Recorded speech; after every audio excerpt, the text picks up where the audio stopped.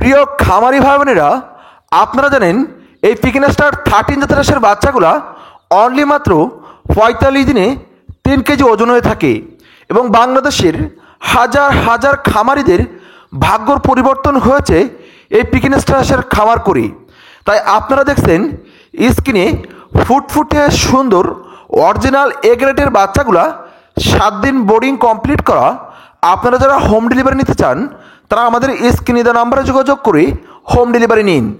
আমরা অত্যন্ত অল্প পরিমাণ বাচ্চাও হোম ডেলিভারি করে থাকি।